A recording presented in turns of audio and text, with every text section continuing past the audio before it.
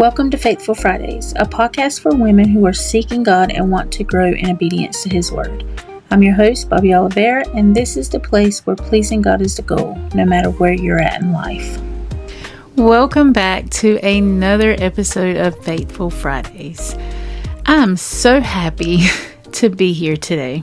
For this episode, we're going to be in the book of Exodus, chapter 17, and we're going to read verses 8 through 16. Now, I don't normally read straight from the Bible. I normally have it up on screen, but I feel like this week it would be better if we read it together. I don't know why, but I feel like we need to read together. So, if you are able, please open your Bible with me and follow along. I will be reading from an NIV Bible, so yours might be slightly different than mine, but it all is the same thing. So, let us read Exodus chapter 17, verses 8 through 16. And the Bible reads, "The Amalekites came and attacked the Israelites at Rephidim. Moses said to Joshua, 'Choose some of our men and go out to fight the Amalekites. Tomorrow I will stand on top of the hill with the staff of God in my hands.' So Joshua fought the Amalekites as Moses had ordered. And Moses, Aaron, and Hur went to the top of the hill. As long as Moses held up his hands, the Israelites were winning. But whenever he lowered his hands, the Amalekites were winning. When Moses' hands grew tired, they took a stone and put it under him, and he sat on it. Aaron and Hur held up his hands, one on one side and one on the other, so that his hands remained steady until sunset. So Joshua overcame the Amalekite army with the sword. Then the Lord said to Moses, 'Write this on a scroll as something to be remembered, and make sure that Joshua hears it, because I will completely blot out the name of Amalek from under heaven.' Moses built an altar and called it 'The Lord is my banner.' He said, 'Because hands were lifted up against the throne of the Lord, and the Lord will be at war against the Amalekites from generation to generation.'" Now, what we just read was a real battle. It was a real battle between Israel and Amalek. Joshua, poor thing, was down in the valley fighting with the people, and Moses was on the hill with the rod of God in his hands. Alongside him was Aaron and Hur. Now, the rod, let's get this understood first, that rod was not just a random stick, right? It was a rod that God had already used through Moses to show his power. He did it before Pharaoh, and he parted the Red Sea with it, and even in the wilderness. So when Moses stood there with the rod of God in his hand, it pointed back to God's power and authority, not Moses' strength. As long as Moses kept his hands lifted, Israel was winning, and when his hands dropped, Amalek started winning. So this had nothing to do with Moses having power in himself. And we know that because Moses got tired, right? His hands grew heavy, and he needed Aaron and Hur to help hold them up. So Moses wasn't carrying victory all on his own strength. It showed that the outcome depended on God. And Aaron and Hur, they saw what was happening. They saw a pattern. When Moses' hands were going up and down, they saw the pattern. So when his hands got heavy, they didn't just leave him there by himself and go back down to fight with Joshua. They stayed with him because they understood that their place in that moment was not in the valley fighting. It was on the hill helping Moses. They were there to help him stay where he needed to be until the Lord gave victory.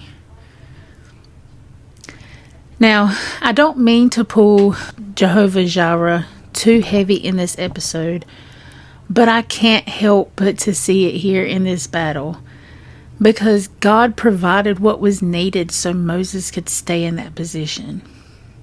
He gave the victory, yes, and he provided the help to stay steady also. If Jehovah Jireh did not teach me anything else, it taught me that God sees what's needed and provides it at the right time. And I see this truth in the middle of this battle, because God knew that Moses needed help to stay in position. So he provided Aaron and Hur to help him. Now in this account, Jehovah Nissi gives the victory, but Jehovah Jireh provides what was needed to stay in position. And then after the victory, Moses built an altar and called it Jehovah Nissi, meaning the Lord is my banner. Now, let's talk about this for a minute, because we all, in some sense, know what a banner is, right? If anything, from a worldly perspective. And that's where I want to go to, because if you've ever been to a summer camp or watched on TV of people playing team games, or you've seen groups divided up, something of that nature, you usually seen something that represented them. It could have been a flag or a color or a banner, something that was held up so everyone knew who their team was. Now that banner or the flag or whatever it was showed us who they belonged to. So the purple team held up a purple flag. The red team held up a red flag. That kind of thing. It showed who you stood with and who you followed. Now, in these games, they stayed with their own team, right? You didn't see purple team going with white team, or no. The purple team stayed with the purple team. White team stayed with the white team. Green team stayed with the green team. You get my drift, right? So you stayed with your banner. You moved with your banner. Where they went, you went. And you didn't leave your color to go stand under somebody else's color. So we understand that, right? It's the same thing here. When Moses called that altar Jehovah Nissi, he was saying that the Lord is the one we are under. Not him, not Joshua, not the army, but the Lord. Jehovah Nissi shows us that God is not just near his people. He's over his people. And that's what it means to live under his covering. Now, this is just Bobbie thinking, but when I think about being under God, I picture being covered by him with a giant umbrella. Don't ask me why, I just do. But I don't mean it in a way that means that nothing hard can touch me. I just mean it like, okay, so whenever you use a real umbrella, like an actual umbrella when you're outside and it's raining, just because you have an umbrella doesn't mean that you won't get wet. You can still get wet, even with the umbrella. You just don't get wet as much. And if it's pouring down raining, you don't really get soaked if you have an umbrella compared to if you don't have an umbrella. That's what I mean by I picture being covered by God by a giant umbrella, because I can still have problems and I'm still going to have battles. Just because I'm under God, it doesn't mean that that goes away. But the difference is, if I belong to God, then I'm under his authority and I'm under his care. And the best part is I'm not standing by myself. We're still in a fight today. Maybe not the same kind of battle, but it's still a real one. 2 Corinthians in chapter 10 tells us that We do not fight using human strength, but our weapons are made powerful through God. So it's definitely a fight. It's definitely a battle. It's not a physical battle. It's a spiritual one. And Ephesians 6 tells us to be strong in the Lord and in the power of His might. Putting on the full armor of God, the Bible tells us. And Romans 8 reminds us that we are more than conquerors through Him. Not by ourselves, but through Him. So, just like Israel, we're not fighting alone, and we're not fighting under ourselves. The battle that we're in is this life right now. And are we going to live faithfully before God, or we're not? Because every day we are choosing whether we're going to stay under Him or if we're going to step out on our own. And I don't know about you, but I would much rather stay with God than to stay by myself. And the best part is the victory that He gives is not just about getting through one moment, but the full victory is being found faithful and making it to heaven. But even now, we can walk in victory when we stay under Him and resist sin and endure faithfully and live in obedience to His word. He will give us all of our heart's desires. And understanding that the Lord is our banner, it means that we don't live under ourselves anymore. Now we live under His authority, and we follow His word, and we stay where He has placed us. The Lord is our banner. We stay with Him. We follow Him. And we don't leave Him to go with somebody else. Or somewhere else, rather.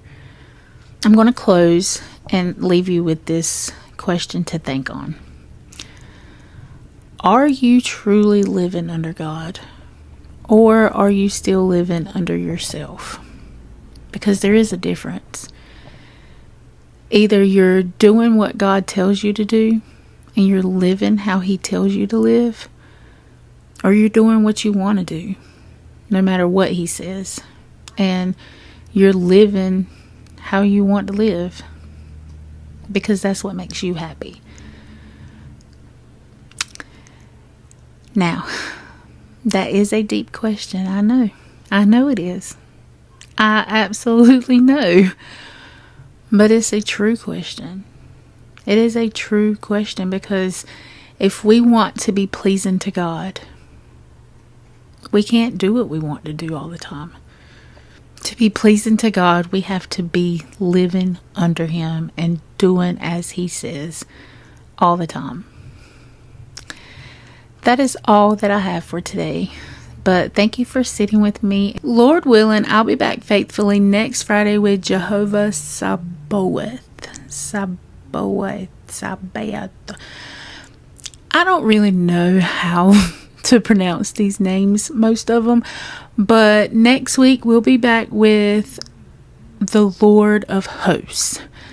Jehovah Nissi showed us that victory comes when we stand under God's banner instead of our own. And the Lord of Hosts is going to show us and remind us that the God that we stand under is not weak, absent, or unaware. He is the Lord of Hosts, the one who rules over every battle, every power, and everything that we cannot control. Until then, remember, stay in the Word, stay faithful.